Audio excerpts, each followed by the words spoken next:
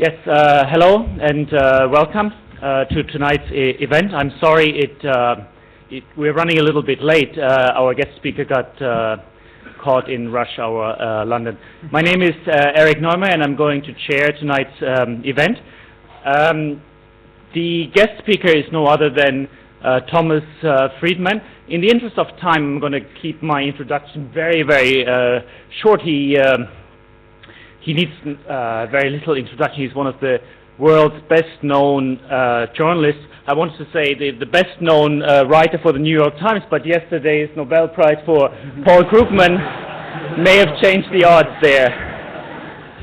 Thomas Friedman is here to talk about and sign his book. If you wish to buy a copy, Hot, Flat and Crowded. It makes a number of very interesting points about climate change and America's role in what could be the biggest challenge of our generation, or perhaps this century. I want to say many things. We are running late.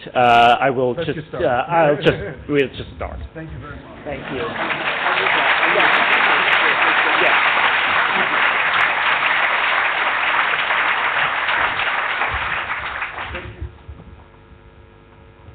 Thank you. Thank you. Thank you very much for coming out, and I apologize for being late. I was caught in traffic. My wife went to the LSE. She got her master's degree here 30 years ago. We're actually celebrating our 30th anniversary, so it's a treat to be here with you this afternoon. Can everybody hear me okay? Up there? Great. Thank you. So I'm going to talk this evening about my book, Hot, Flat, and Crowded. I know some of you have read it. Those of you who haven't, I know who you are.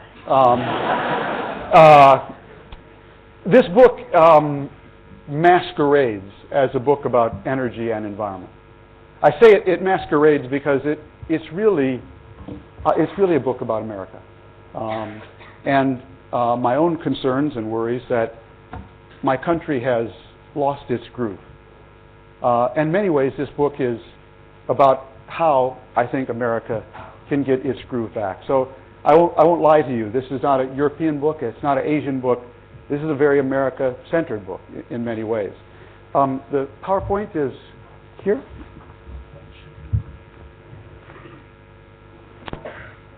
They said something about a down arrow. Next. Here we go. Someone who knows.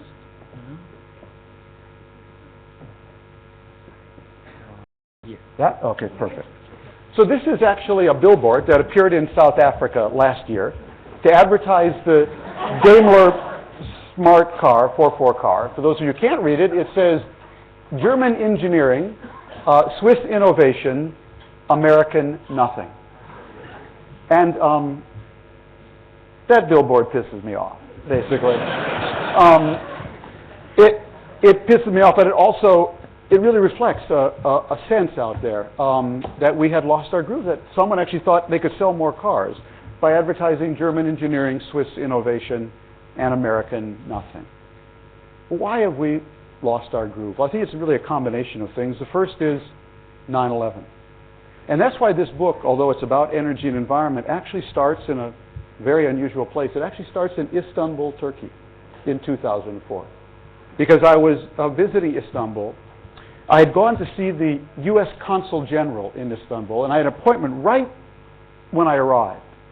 Flew in, went to my hotel, really dropped my bags off, told the driver to take me to the U.S. consulate. I knew it was just a few minutes away because our consulate for 125 years had been located in the very heart of Istanbul, amid the mosques and the bazaars where Turks could easily drop in. And he said, I'm sorry that the consulate's moved. I said, where did it go? He said, after 9/11, it moved to a suburb, Istinya, about 45 minutes away. I said, oh my God, get in, let's go. We got out to Istinya, and there I beheld the new post-9/11 U.S. consulate. 12-foot high walls, barbed wire, guard towers. It was a maximum security prison. It basically said to the Turkish visitor, go away. Go away. All visitors welcome. Go away. I got inside, I sat down with the Consul General, I said, what is this place? You could have filmed the Turkish prison movie Midnight Express here. What is this place? And he said, well, I'll tell you, There are a lot of American diplomats who are alive today because of those high walls and guard towers, because 6 months earlier, as many of you will recall, Turkish terrorists blew up the British consulate in Istanbul and the HSBC Bank, killing the British consul, 30 other people, wounding 400 others. And afterwards, Turkish police captured several of the terrorists, and one of them, in interrogation, said, "We actually wanted to blow up the new U.S. consul, but it was so secure, they don't even let birds fly there. It was so secure, they don't let birds fly there." And the first chapter of this book is called Where Birds Don't Fly. Because where birds don't fly, people don't mix, ideas don't get exchanged, collaboration doesn't happen, friendships don't get forged, freedom ultimately doesn't ring. And that's really what has bothered me so much about America after 9/11. We got out of the business of exporting hope and into the business of exporting our fears. And that really is not who we are. Now, don't get me wrong, we live in a world, unfortunately, where we need metal detectors. We have real enemies. That's not what bothers me. I'd go through 15 metal detectors at Dulles Airport in Washington, D.C., where I live, on one condition: that on the other side of the last metal detector was a great project worthy of America's inspirational and innovative capacity, and not just another metal detector. That's what's bothered me since 9/11. We are not the United States of fighting terrorism. We are not the United States of fighting terrorism. I weep. I truly weep for everyone killed on 9/11. But for me, 9/11 is still just the day between 9/10 and 9/12. My day's the 4th of July. That's what our day has to be about. And we've gotten away from the 4th of July and way too much 9/11 over and over and over. Second reason we've lost our groove is we lost our competitor, Soviet Union. Competition is important. It keeps you sharp. What would the LSE be without Oxford? What would Oxford be without Cambridge? I mean, everybody needs a competitor. We lost ours, and when we did, we got a little fat, dumb, and lazy. We fell into a mode of what I call dumb as we want to be. Dumb as we, and we'll get to it when we get to it. We're America. We'll get to it when climate. We'll get to it when we get to it. Lastly, and most disturbingly, our government doesn't work anymore. I'm not here to make cheap points about the U.S. government. This is a really serious issue. Our government today cannot organize itself to face any big multi-generational challenge, whether it's called healthcare or Social Security or immigration or climate and energy. And it's the result of a combination of gerrymandering of political districts, of money in politics, of 24-hour news cycles, and a permanent presidential campaign. And the combination has come together in a way that we simply cannot solve big problems anymore. I used to say, well, at least in a crisis we can do it, and then this financial crisis came along. And I wondered if even in a crisis we can do it anymore. Now, this is about my 25th lecture on this book in 25 days. Most of them have been in the United States. And it's been a fascinating experience because I've been all over the eastern half of the country. And I've been to Ann Arbor, Michigan, and Miami of Ohio, and Oklahoma City, and Atlanta, and Texas. And every night I come back to my room and I empty out my pockets of business cards. Because what's really good about America today, what's so great about America, is that the innovative entrepreneurial capacity of this country still exists. It's exploding from below. And I see that. People give me their cards. I'm starting a solar company. I'm starting a wind company. I'm starting a cellulosic company, an energy efficiency company. I've got a duck. It paddles a wheel, blows up a balloon, issues methane, turns a turbine, creates electricity. I hear the craziest stuff, okay? And it actually leaves me very excited. There's enormous innovation coming from below. But we don't have a government today that is maximizing that innovation at the speed, scope, and scale we need given the challenge we face. That's why I tell people, if I were to draw a picture of America today, the picture would be of the space shuttle taking off. You see the space shuttle taking off, all this thrust coming from below, but in our case, the booster rocket is cracked and leaking energy. And the pilots in the cockpit are fighting over the flight plan. And as a result, we can't achieve escape velocity. We can't achieve escape velocity to get into the next orbit. And that orbit is what I call ET, energy technology, the ET revolution. What this book really argues is what red was to America of the 1950s, anti-communism, this kind of all-encompassing idea around which we organized our roads and our scientific research and our university building and military, education, infrastructure. What red was to America in the 1950s, green needs to be to America today. Unfortunately, this administration is taking us from red to code red. And we need to go from red to code green. And that's what this book is about. Why do we need to go from red to code green? Because the world, backwards, the world is getting hot, flat, and crowded. I'm the most non-technological person in the world. I have to warn you. I talk the talk of technology. I do not walk the walk. So I hope I can get through this PowerPoint. What do I mean hot, flat, and crowded? What's that about? So hot, of course, is global warming. The fact that global average temperatures have risen since 1750, since the beginning of the Industrial Revolution, almost 1 degree centigrade, getting on the way 1.5 to 2 degrees Fahrenheit. Now, I know what you're thinking. I get this from every audience. You mean all that Al Gore stuff? All that Al Gore stuff is about 2 degrees Fahrenheit? That's right, it is, because the climate system is it's a lot like your body, actually. When your body temperature goes from 98.6 to 100.6, you don't feel so good. And if it goes from 100.6 to 102.6, you go to the hospital.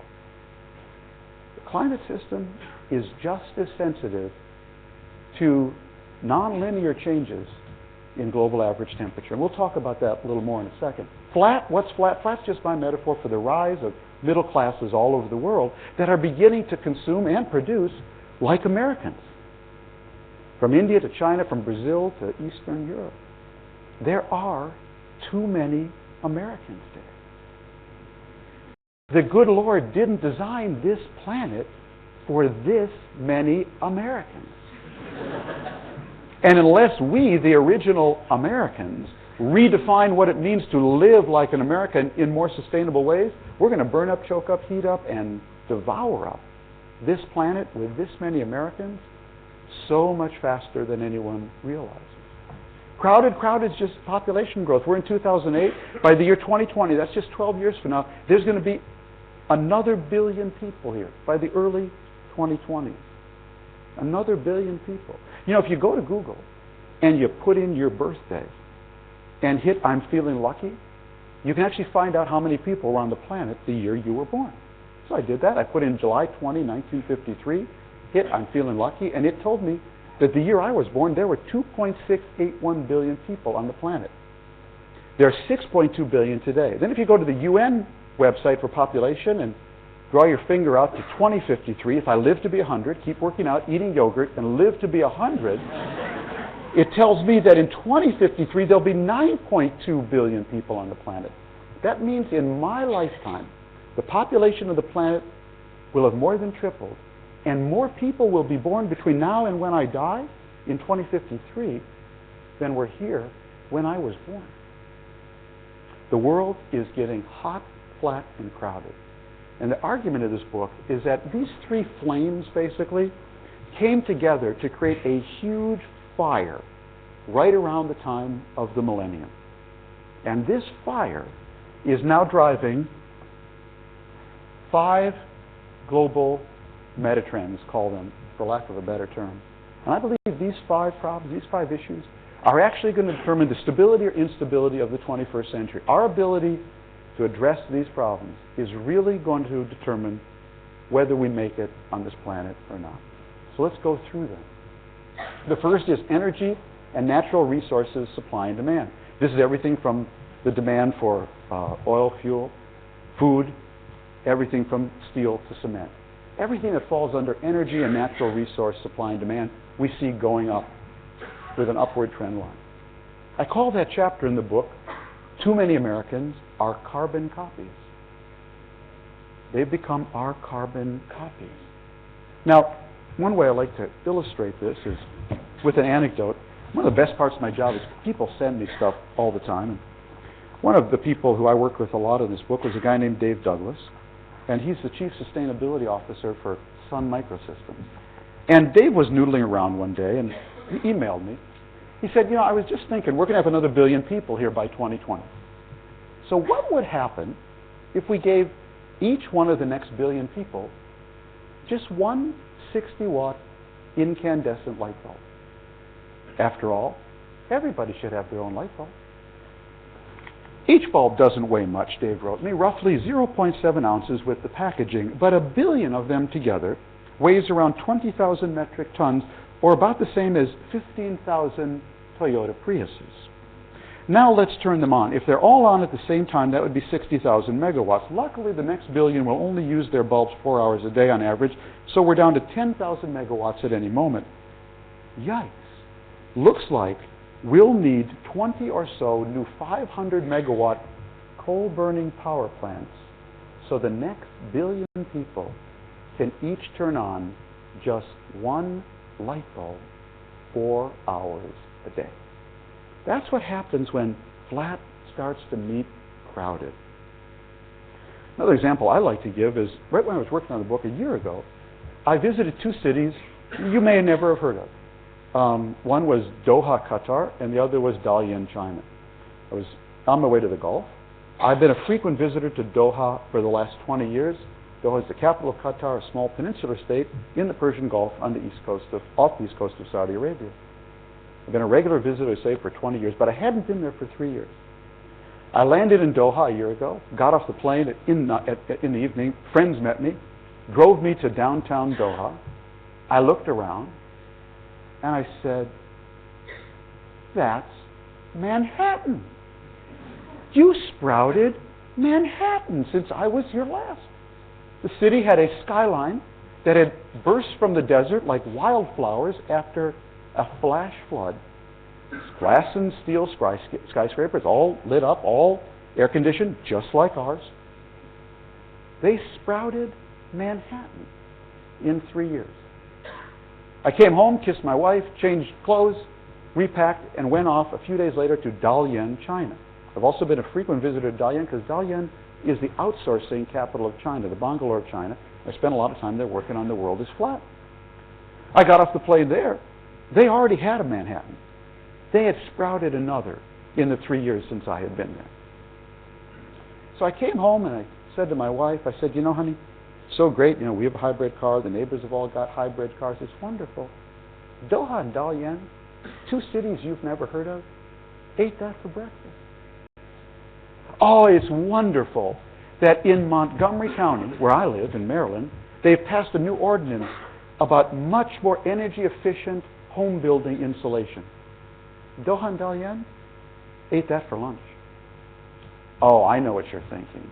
You're all very proud of yourselves, as you should be, because you went home and changed all the bulbs in your dorm or apartment from incandescents to CFLs.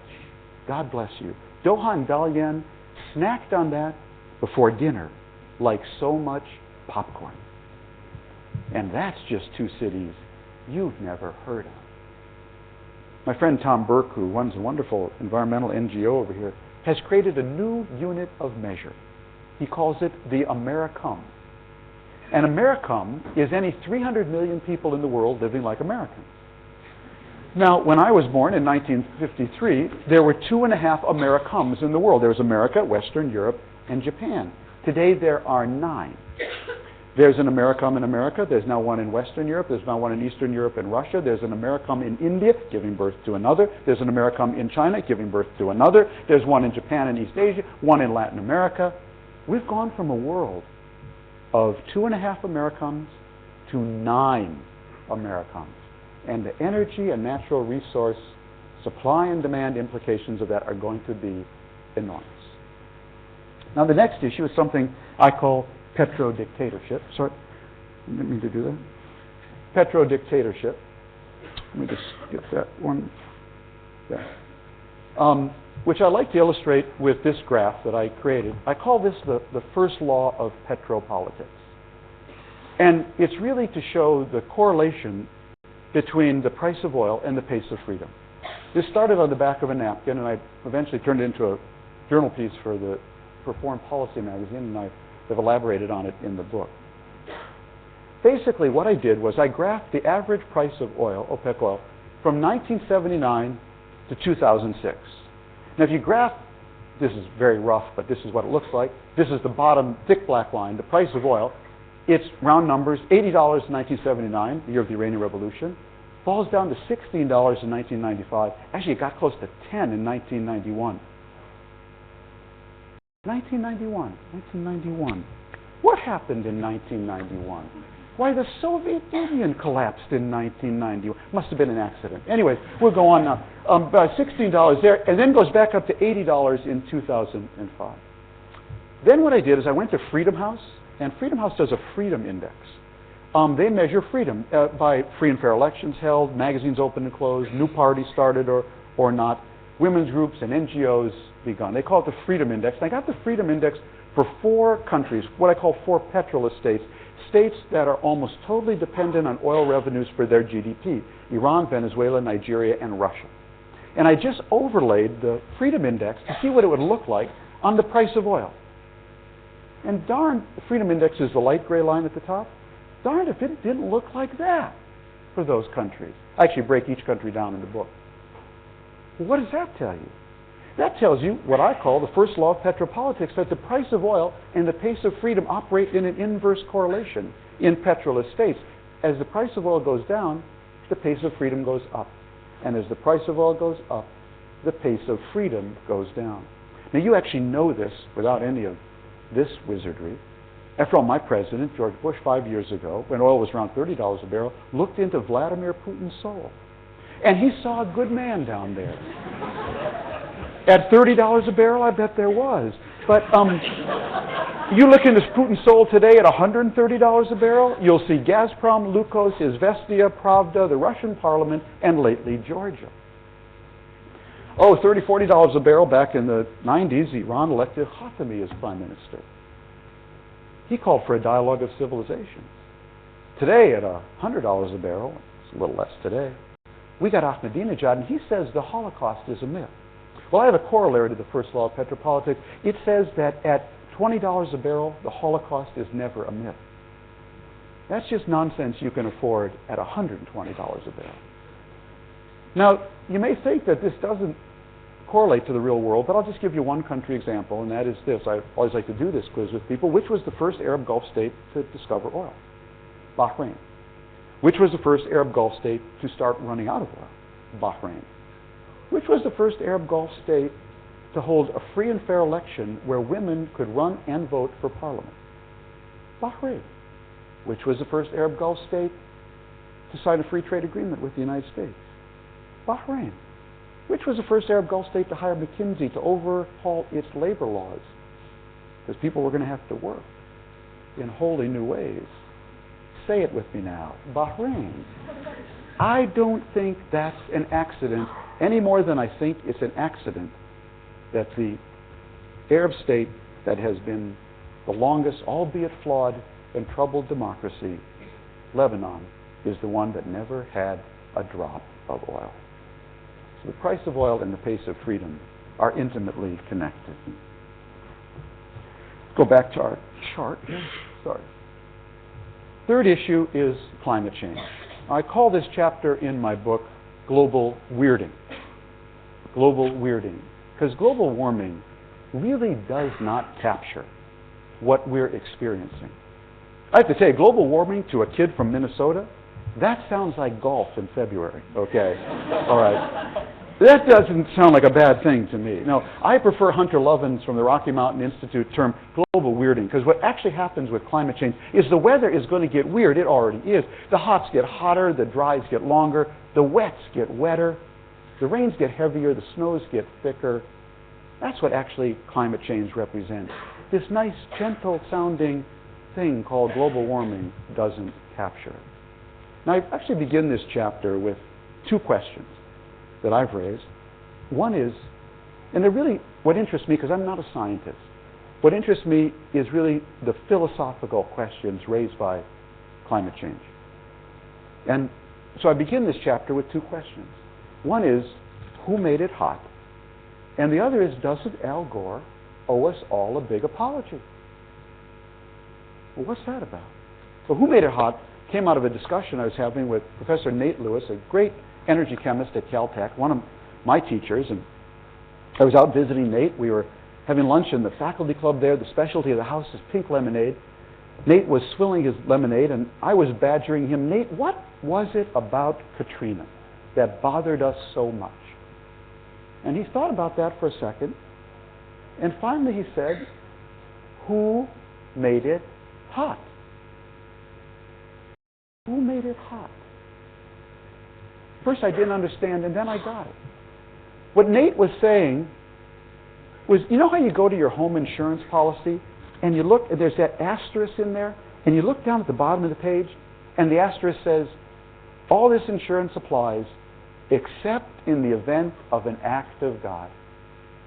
Except in the event of an act of God. And what Nate was basically saying is that we humans have introduced so much CO2 into Mother Nature's operating system, we no longer know the difference between an act of man and an act of God. Did we make it hot? Or is he making it hot? Did we make Katrina? Or is he making Katrina?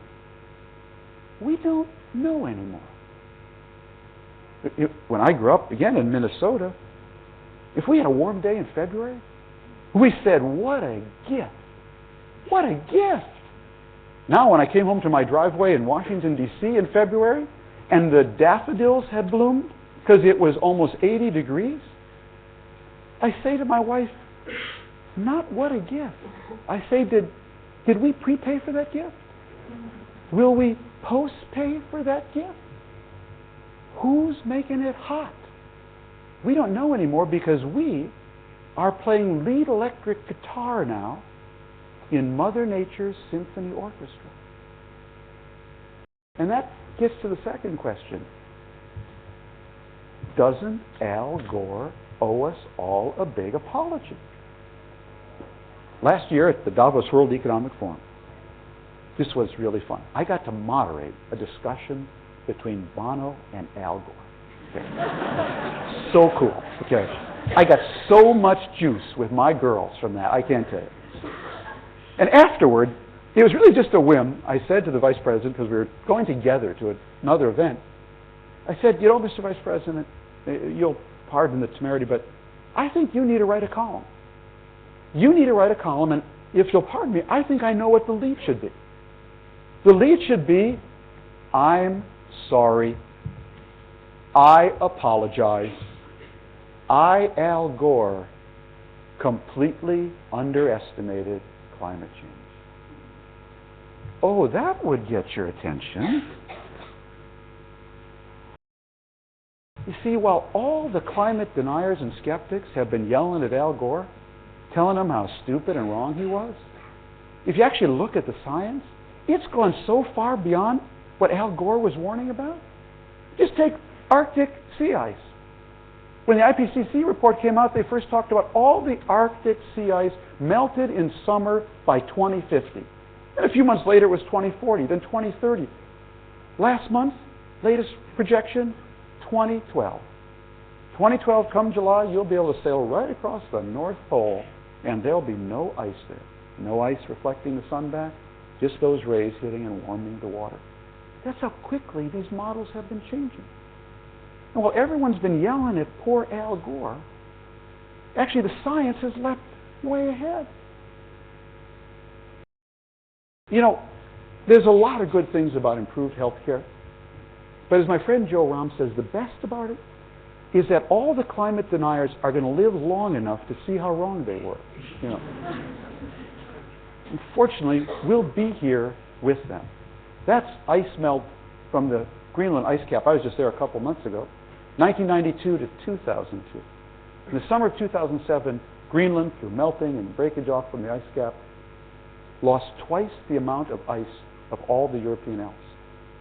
It rained last Christmas in Ilulissat. No one in Ilulissat remembers the last time it rained on Christmas Day. So the climate, skeptics, they've been telling us, hey, it's dice, and dice can only come up 2 and 12. Gore says it's 12. We say it's 2. No. These are polyhedral dice we're playing with, like in Dungeons and Dragons. They can come up 2 and 12, 2 and 20, 2 and 40, 2 and 60, 2 and 80. We have no idea what the outside boundaries of these dice can be once you start getting non-linear changes. And hence my suggestion to the Vice President to draw people's attention to it, why don't you finally apologize for underestimating climate change? That might get people focused on where the science really is. He thought about it. The next problem I just call 1.6 billion. This is the problem of energy poverty. 1.6 billion, what's that number? That's the number of people in the world who have no on-off switch in their life. That's right, more than 1/4 of the planet has no connection, regular connection, to a network grid. I call them the energy poor. Last year, all of sub-Saharan Africa, except South Africa, generated about 1 new gigawatt, 1 billion watts of new electricity. China generates a new gigawatt of electricity roughly every 2 weeks. So China today is generating every 2 weeks the same amount of electricity as all of sub-Saharan Africa, excluding South Africa, does in a year. Now, energy poverty was always problematic, but in a world that is hot, flat, and crowded, you do not want to be energy poor.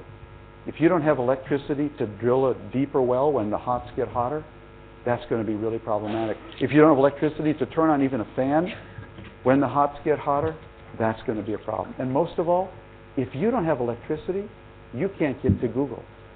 And if you can't get to Google, you can't get access to all the world's knowledge. And if you can't get access to all the world's knowledge, you will fall behind, not arithmetic, you'll fall behind exponentially. So being energy poor today is going to be devastating. Now, I first started thinking about this on a trip to India last year. I was visiting a group of villages in northeast Andhra Pradesh where some friends of mine were running an NGO set of health clinics. We went to this one health clinic, a very small building in the village. I tell about it in the book. And I came in, there was this very elderly Indian gentleman laid out on a table, just in his underwear, must have been in his 80s, and he was connected to an EKG machine. And next to him was a nurse, and next to her was a television set where a doctor in Bangalore was doing a remote diagnosis. And I looked at that and I thought, that is so great, the world is flat. I knew it, that's great. Then I looked over in the right-hand corner and I saw the whole thing was being powered off 16 car batteries. That's what energy poverty looks like. And in a world that's hot, flat, and crowded, being energy poor is going to be a huge challenge for 1 out of 4 people on the planet. Now, the last issue on my list is biodiversity loss. We are in the middle of a mass extinction phase that is currently running 1,000 times the norm. Mass extinction of plant and animals in a world that's hot, flat, and crowded. According to Conservation International, a new species now goes extinct once every 20 minutes. And I call this chapter in the book The Age of Noah, because it starts in 2 Chinese zoos. One zoo where the last 2 giant soft-shell turtles, the last 2, are being kept alive. One is a male, one is a female. One is 80, the other is 100. And they're trying to get them to mate. Not so easy. Those 2 turtles, to me, represent our age, the age of Noah. We are the first generation of humans who are going to have to actually think like Noah. We are the first generation of humans who are actually going to have a strategy for saving the last 2 pairs. Because we are going to meet the last 2 pairs of more and more species in our lifetime. As E.O. Wilson says, the great biologist, it's what we're doing today. What we're doing today is the equivalent of burning all the great paintings in the Louvre just to cook dinner. That's what we're doing in biodiversity terms. So those are the 5 big problems: energy, natural resource supply and demand, petrodictatorship, climate change, energy poverty, and biodiversity loss. Now there's several ways to look at those problems. One is a list of impossible problems. I look at them the way John Gardner looks at things. I look at them as incredible opportunities masquerading as impossible problems. Because what's really exciting about those 5 problems, see if I can go backwards even. What's really exciting about these 5 problems, and what's really unusual about them, they all have the same solution. Abundant, cheap, clean, reliable electrons. Whichever country, company, or community can come up with a source of abundant, cheap, clean, reliable electrons will actually be able to dramatically ease energy and natural resource supply and demand, eliminate petrodictatorship, mitigate climate change, hugely lessen energy poverty, and I think dramatically slow biodiversity loss. Well, what does that say? What that says to me is that the search for abundant, cheap, clean, reliable electrons is going to be the next great global industry. It has to be. And I call that industry ET. And the central argument of this book is that the country that owns ET is going to be the country with the most national security, economic security, energy security, healthy population, competitive industries, and global respect. I don't know where you all are from, and I wish you all well, but I want that country to be my country, the United States of America. I wish you all well. Because as Jeff Immelt, the head of GE, says in the book, if you want to be big, you got to be big in big things. If you want to be big, you got to be big in big things. And there's going to be nothing bigger than ET. And if, from an American point of view, I say to myself, if my country doesn't own ET the way it owned IT, the chance of my girls enjoying the standard of living I had is 0. It is absolutely 0, because it's going to be the biggest thing. And we need to be big in that thing. But to do that, you got to rethink green. You got to redefine green. And that's another thing I'm trying to do here. I'm a big believer that to name something is to own it. If you can name an issue, you can own that issue. The world is flat. Well, the problem with green in my country is that all these years it was actually named, the people who owned the definition were the people who hated it. And they named green liberal, tree-hugging, sissy, girly man, unpatriotic, vaguely European. Vaguely European. You're looking a little European, Mr. Gore. Well, I'm here to tell you, if that's the big challenge of the world, and the next great industry is to answer that problem, green is geoeconomic, geostrategic, capitalistic, patriotic. Green is the new red, white, and blue. That's what it is. That's what it is. And that's why we have to lead the green revolution. Because this isn't just about electric power. It's about national power. Now, I know also what you're thinking. We're having a green revolution. We're having a green revolution, Mr. Friedman. I read about it in the British Airways Sky Miles magazine. Yeah. I always love that when people say we're having a green revolution. I always say, a green revolution? Us? Having a green revolution? Really? Have you ever been to a revolution where no one got hurt? That's the green revolution. Yeah, in the green revolution we're having, everybody's a winner.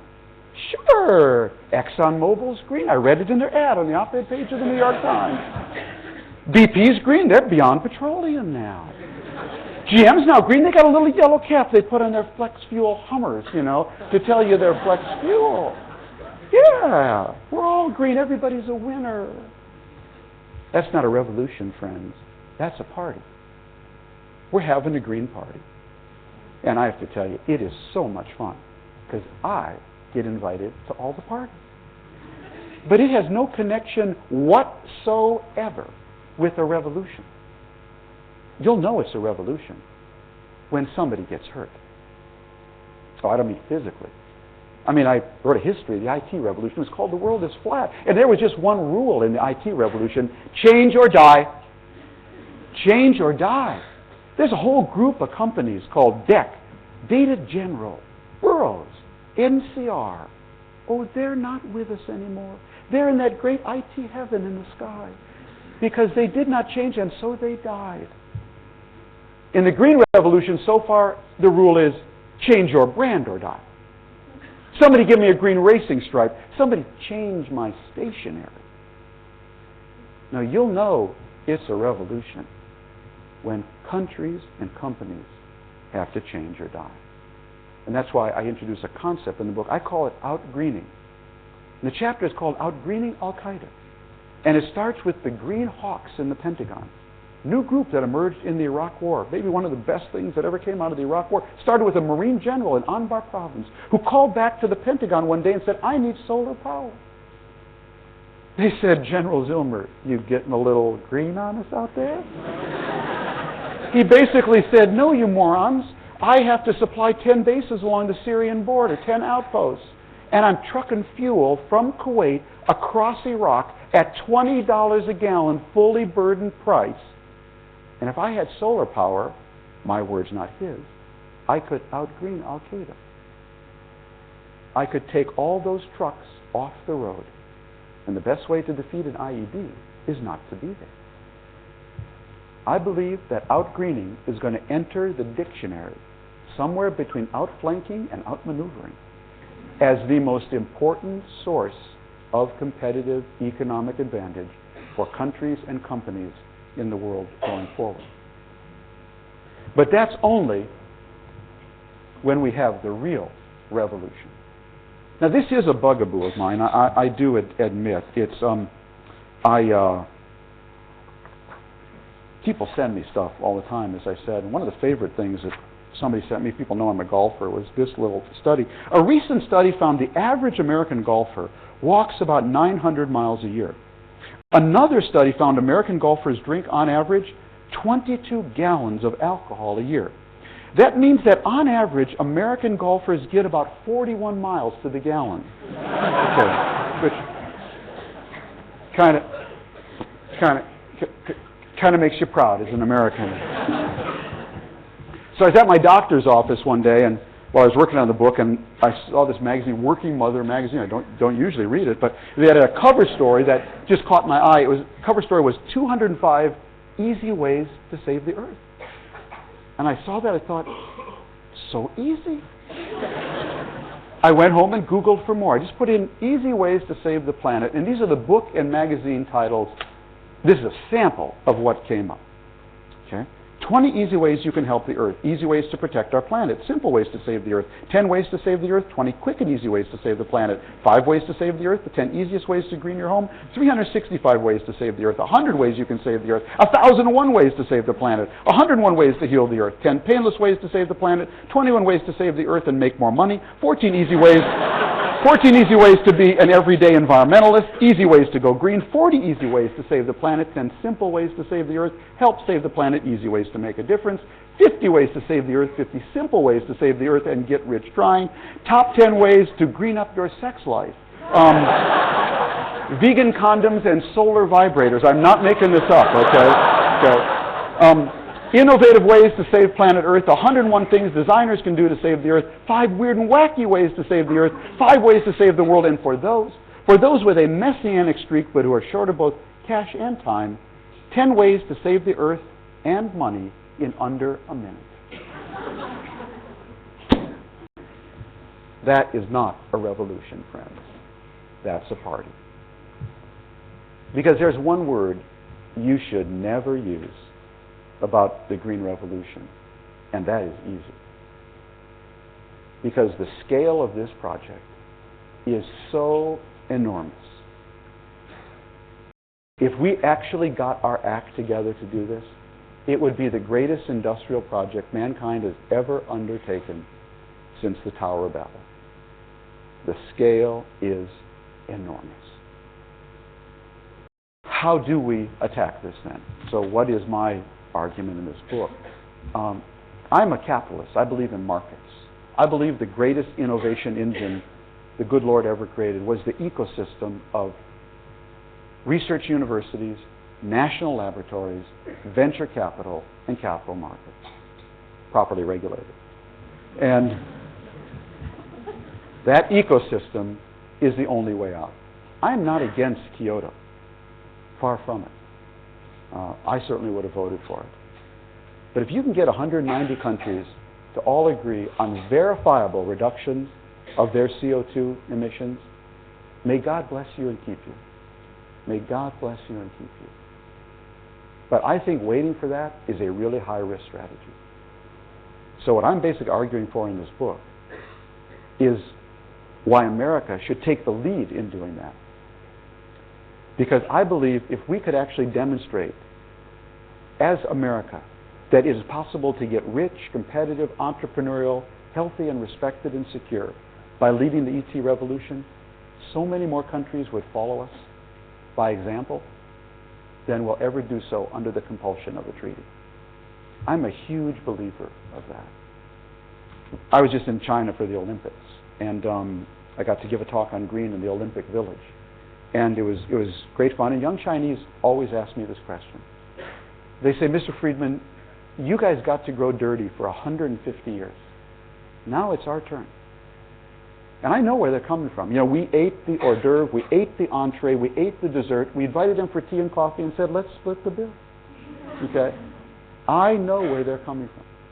But my answer to young Chinese is this. You are right. You are absolutely right. We grew dirty for 150 years. Now it's your turn. Take your time. Grow as dirty as you want. Because I think my country just needs about 5 years to invent all the clean power technologies you're going to need as you choke to death. And then we're going to come over here and we're going to sell them all to you. And we're going to clean your clock in the next great global industry. How do you say clean your clock in Chinese? And that's when I see the headsets adjusting a little bit. It takes about 30 seconds for the translation to get through. And they realize what I'm saying. This is going to be the next great global industry. I know that for sure. And China's going to need it as much as we need it, as much as Europe's going to need it. You got two choices. You can complain about how unfair it is, or you can own the next great industrial revolution. And I think that is really the challenge. And that's the challenge for us. How do you own it? I think only through innovation are we going to have any chance to truly mitigate climate change. This problem cannot and will not be solved by regulation alone. Regulation is necessary, but it is not sufficient. This is a job for engineers. And that means what we need to do is shape the market in a way that will stimulate, not a Manhattan Project. I'm totally against Manhattan projects. 12 people in Los Alamos are not going to solve this problem. What we need is a market with the right price signals, rules, standards, and regulations. So you get 100,000 innovators in 100,000 garages trying 100,000 things, 1,000 of which will be promising, 100 of which will be way cool, and 2 of which will be the next green Google and green Microsoft. That is, in my view, our only hope. But how do you shape the market that way? You have to have the right price signals. Without a carbon tax, without a gasoline tax, without renewable portfolio standards, you will never get innovation at scale. It's not enough to just say, let the market do it, as Dick Cheney says. The market will do it. No, the market is shaped by price signals. And unless we have the right price signals, you will not get innovation at scale. Because ET is different from IT in one really fundamental way. The IT revolution was a green field. When Mark Andreessen invented the Netscape browser, there were not 3 other browsers out there. That is different from ET. You're Eric? Eric. I'm going to use Eric as the example. This is something Nate Lewis taught me, and it's a really important point. Eric's my host here at the LSE. Let's imagine for a second that I invented the world's first cell phone. I invented the world's first cell phone. And I came to my host, Eric, and I said, Eric, I have a phone you can carry in your pocket. What would he say? He'd say, Tom, a phone I can carry in my pocket? So I could talk to all my students and they could call me at any hour of night or day? Wow! I want that. Eric wants that phone. What would Eric say? He'd say, Tom, a phone I could carry in my pocket would give me a whole new set of functions I don't have. That would change my life. I'll take 10. I say, wait a minute, wait a minute. These phones cost $1,000 each. I say, no problem. A phone I could carry in my pocket would change my life. So I'll tend to him, tend to her, tend to him, tend to her, tend to him, tend to her. Oh, you know what happened. You know what happened. 6 months later, I'm back at the LSE. My phone's now only $500. It's half the size and weight because I'm down the innovation learning curve heading for the China price. The price at which my phone will scale in India and China. Now I'm on a roll. I love this LSE. I come back a year later, call my pal Eric on his cell phone. Now it's only $50. He's got it clipped to his ear. Eric! It's Tom. Got another deal for you. Remember that cell phone I sold you? You like that, right? Tom, changed my life. Got another deal for you. See all the lights in your auditorium at the LSE? I'm going to power them by solar energy. It is going to cost you, though, an extra 100 pounds a month. What would Eric say? Eric would say, Tom, remember that phone you sold me? Now that changed my life. In case you haven't noticed, we at the LSE, we already have lights. And we really don't care where the photons come from. That's the problem. ET to emerge always has to compete against an existing, cheap, dirty alternative. So unless you have someone shaping the market, making that existing, cheap, dirty alternative not cheap, and the solar lights less expensive, you are never going to get innovation at scale. Does anyone here think we in America ever would have had an Apollo space program to put a man on the moon? We ever would have gotten that if Southwest Airlines already flew to the moon? Do you think NASA ever would have gotten funded if Southwest Airlines already flew to the moon and gave away free peanuts? I don't think so. And you're not going to get an ET revolution at scale. And I keep coming back to that, folks. This is a scale project. If you don't have scale, you have a hobby. I like hobbies. I used to build model airplanes. I don't try to change the climate as a hobby. If you don't have scale, you have nothing. And if you will not get scale without changing the price signals, it's just not going to happen. And that's why I ask people like Jeff Immelt, the head of GE in the book, I say, Jeff, why are you guys not all in on clean power? You're in, but you're not all in. And he gives a very, very simple answer. He says, Tom, I'm not going to make a 40-year, multi-billion-dollar bet on a 15-minute price signal. I'm not going to make I just saw oil go from 147 to 87 to 127 back to 77. And you think I'm going to go to my shareholders and say, let's go all in on oil? Oh, that's not going to happen. Without a price signal, it's not going to happen. And that's government's role here, to shape the market. And that really gets me to the conclusion of this talk. I sat with Mr. Immelt once. We did a dialogue for his management team, and at one point he just sort of threw up his hands and said, you know, Tom, if only we had a president who would just set the right price, set the right standards, set the right regulations. Everyone will moan and whine for a month, and then the whole American ecosystem of innovation will adapt and take on this project. I thought about it afterwards, and I called him. I said, Jeff, what you're really saying is, if only we could be China for a day. Just one day. Would it be so bad? If only we had a government that was focused and organized from the top and could just implement things from the top down. So the penultimate chapter of the book is called China for a Day, but Not for Two. And it's my fantasy of what we would actually do if, on climate and energy, if we could actually be as focused as China. If we could be China for a day. Now, we can't be China for a day. And, I love China. I love the Chinese people, but I want to be America. My favorite quote in the book: when we leave Iraq, it will be the biggest transfer of air conditioners ever known to mankind. It's from Dan Nolan, the head of the Army Power Team. Unfortunately, we can't be China for a day. As I say, we need to be America. And that's why the last chapter of the book is called A Democratic China or a Banana Republic. Because that's what we're going to be. We are either going to get our democracy to work and take on this challenge and do it with the same focus, persistence, stick-to-itiveness, legitimacy that China does through its system, only we're going to do it through our democratic system. Or we're going to be a banana republic. That's what we're going to be. Oh, no, not that Latin American kind. No, the way they use banana in the utility business. You've heard of NIMBY, not in my backyard, Well, in the utility business, they use the term banana. Build absolutely nothing anywhere near anything.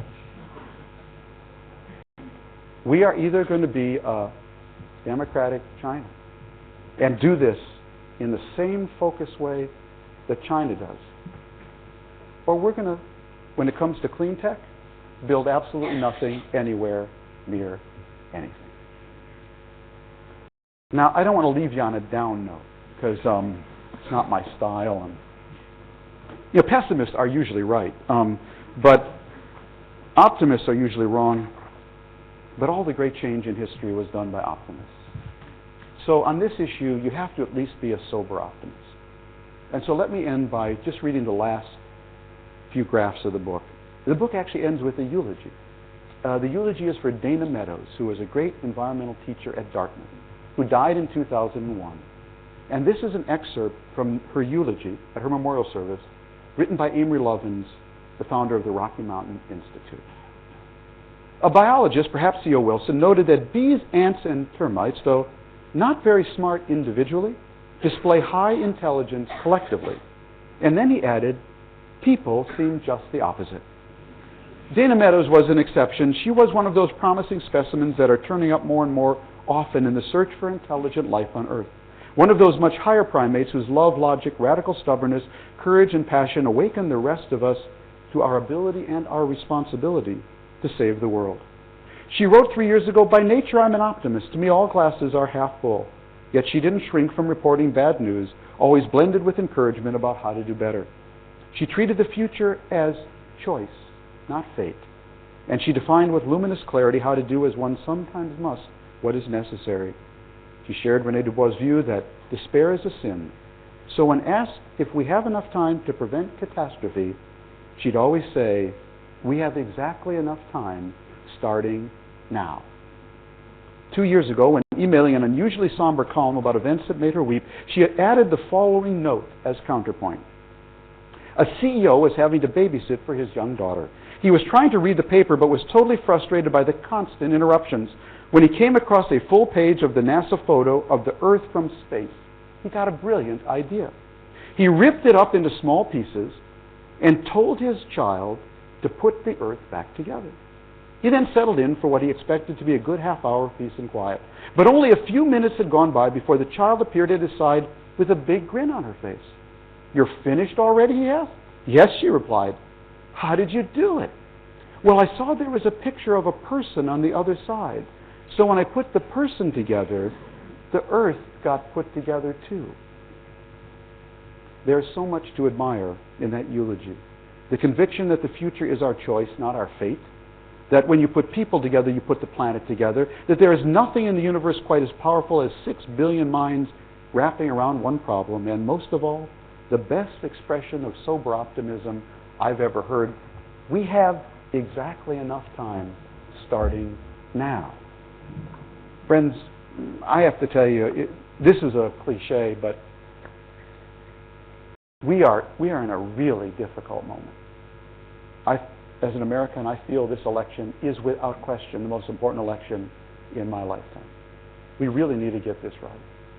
We need to get back to work, in my case, on our country and on our planet. The hour is late. The stakes could not be higher. The project could not be harder, and the payoff could not be greater. And we have exactly enough time starting now. Thank you very much.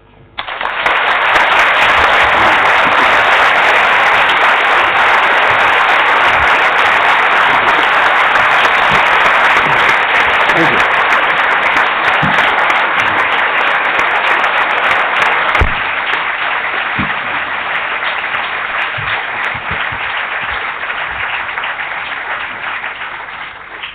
Well, thank you very much, Thomas, for a very interesting and also, I thought, very witty talk. We have just a little bit more, about 15 minutes for a question and answer session. Now, the way this is going to work, some of you like to give lengthy statements. These I will cut short.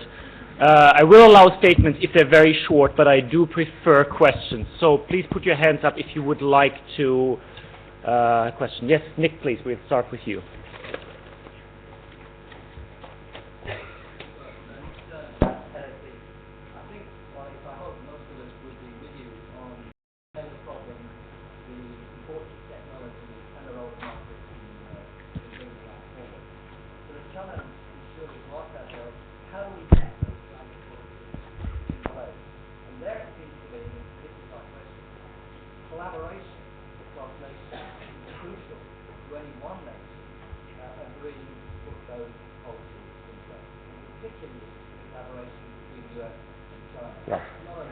Yeah. If you could tell us how you think that leadership and that collaboration could come about in the first 6 months of next year. Thomas, would it be okay to collect? No, I want to do one at a time. Okay, good. Go Did you all hear that? He wants to know if I'll be signing my book after, and I will. And thank you, Nick, for asking.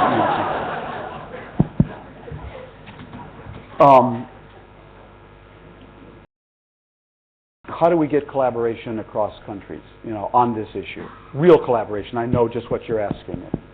And, to get there first, we in America, we need to have a government that really takes this issue seriously.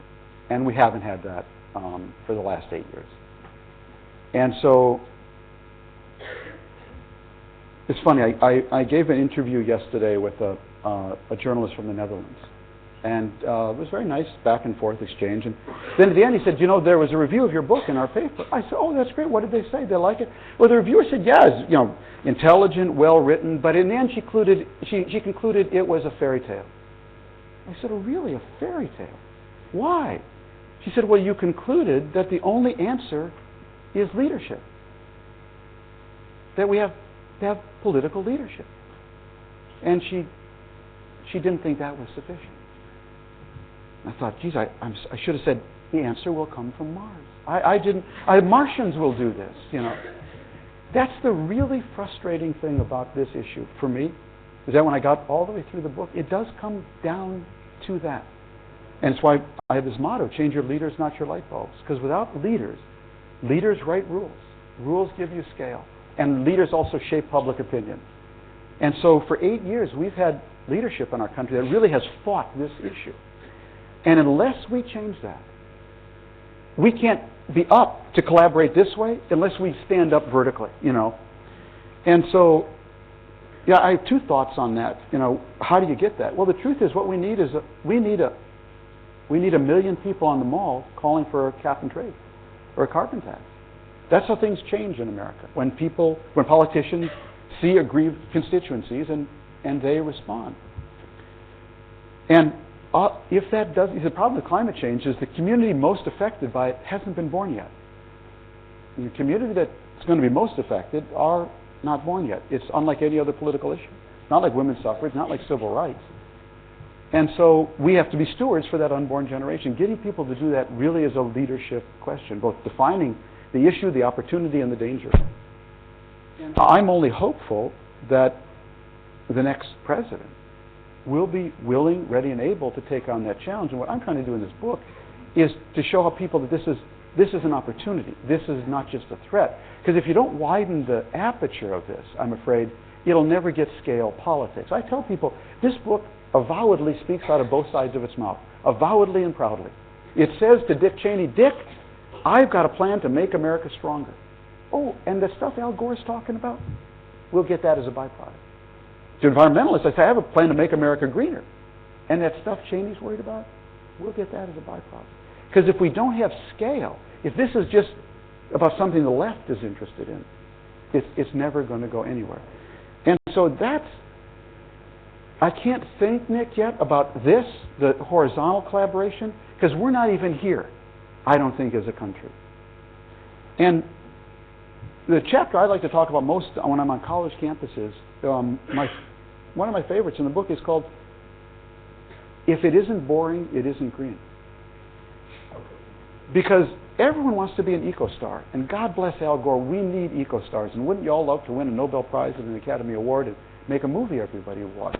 And thank God we have people like Gore to make this issue a global issue.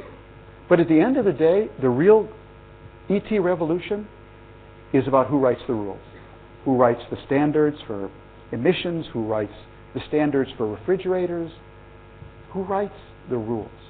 And I can only tell you what I tell my own daughters. ExxonMobil's not on Facebook. They're in your face. ExxonMobil, they don't have a chat room. They're in the cloakroom. It's the cloakroom where the rules get written. So get out of Facebook and get into somebody's face. Because if you are not there where the rules get written, you will not have any impact on this cause. This is all about who writes the rules. And so I totally agree with you. Ultimately, this is what I want to see is an Earth.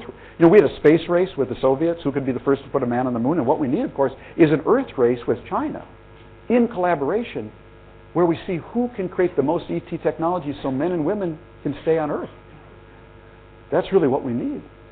But to even start that race, we need a president. Imagine if Obama wins. I mean, I don't know who's going to win. We're not allowed as columnists to endorse candidates. You'd never know that from reading the op-ed page in the New York Times. But never mind, we're not supposed to, so I won't do that. But I tried to think, this is really apropos to your point, because what if Obama wins? He takes the oath of office. He gets on one bicycle. Michelle gets on another. The two get on two tricycles, and they bike to the White House.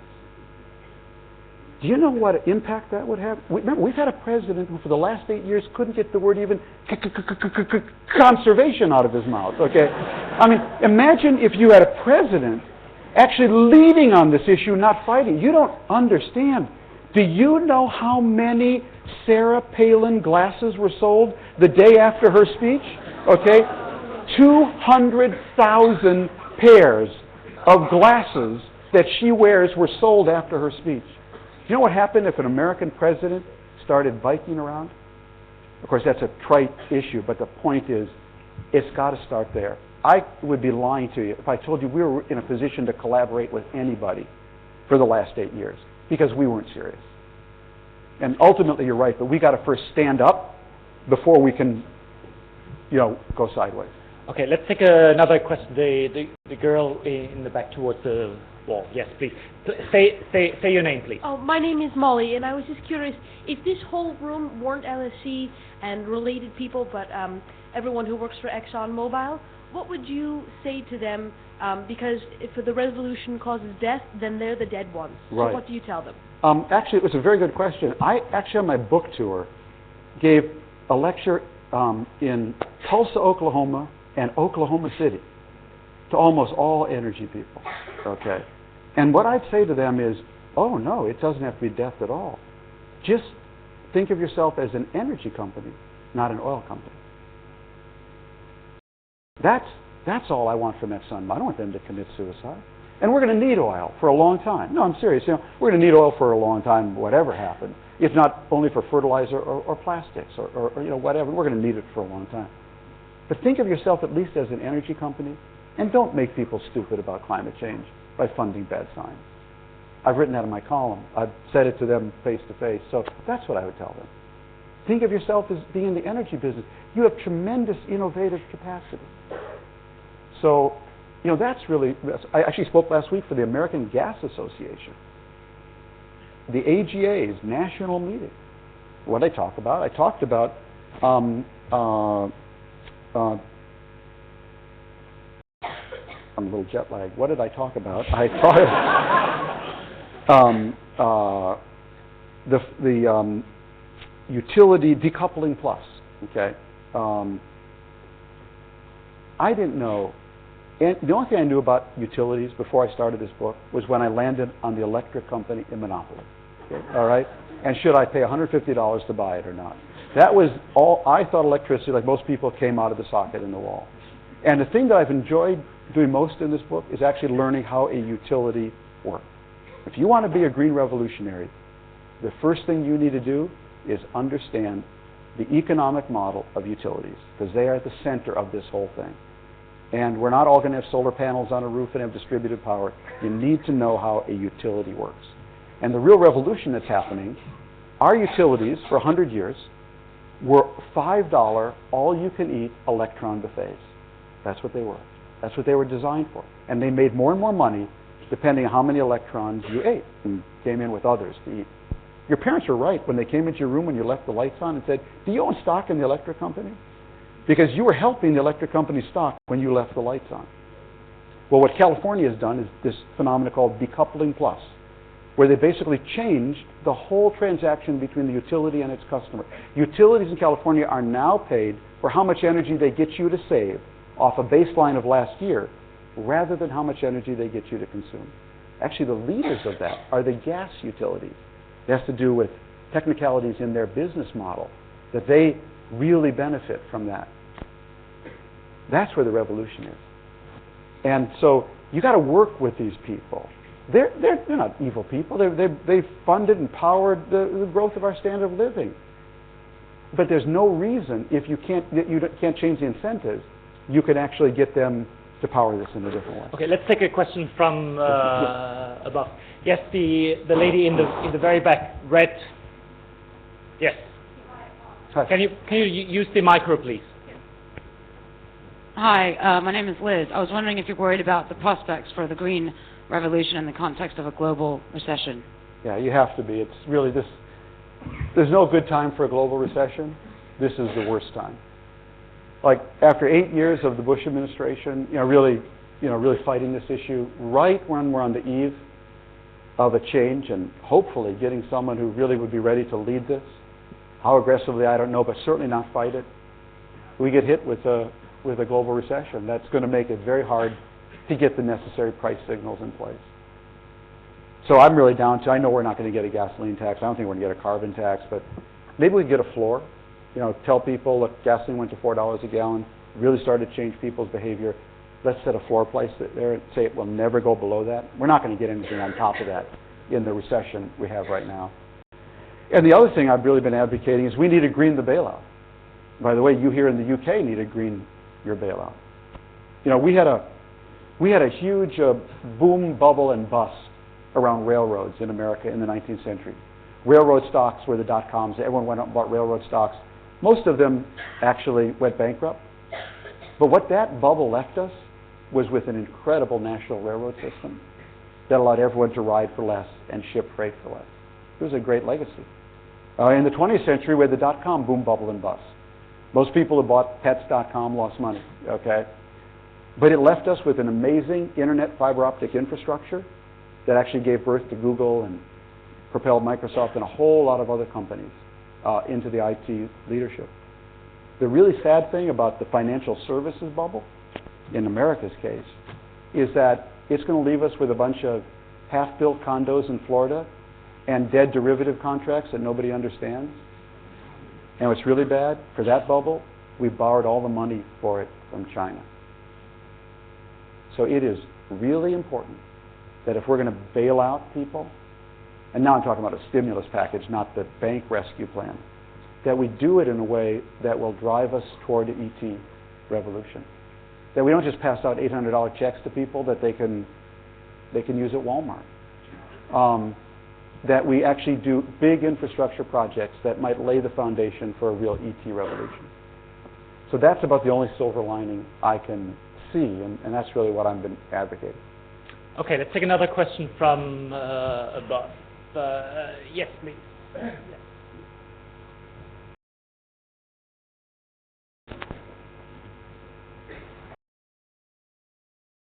Hi, my name is Paulette. Thanks for being here. Mhm.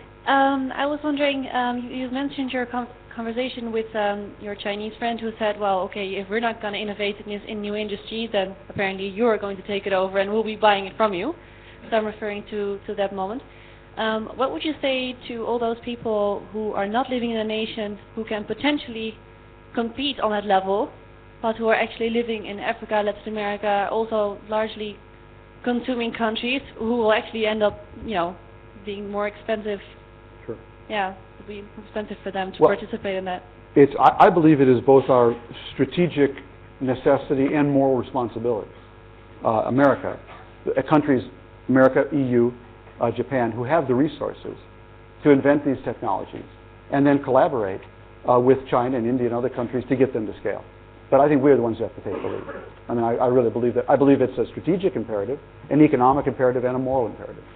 But it's going to require, as Nick suggested, a collaboration, between really expensive cutting-edge innovation and then using manufacturing platforms like India and China to get it down to a price where it can truly scale. And other countries that aren't part of that food chain will be direct beneficiaries, of course, once the price gets down. But I think that's where the main energy is going to happen. So I'm all for that. Okay, unfortunately, we're running on a very tight schedule here. We've got to bring this to a close. Before I thank Thomas again, can I make two announcements? First of all, Tom is here, of course, in part to sign and, sell, and then sign his book. Actually, two books are outside for sale. One is the book he just introduced to you. The other one is The World is Flat. You can buy it outside. Thomas will stay here to sign the books. There will be an orderly queue, hopefully not too long. Please don't detain him too long because we want to have him for a dinner later on as well.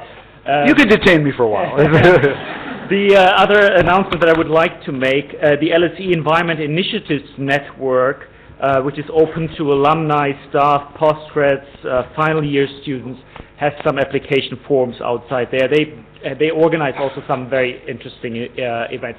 Let me conclude by thanking Tom very much again. Thank you for coming.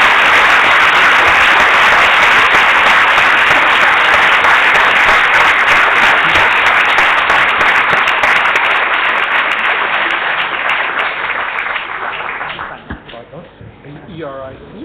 ERIC.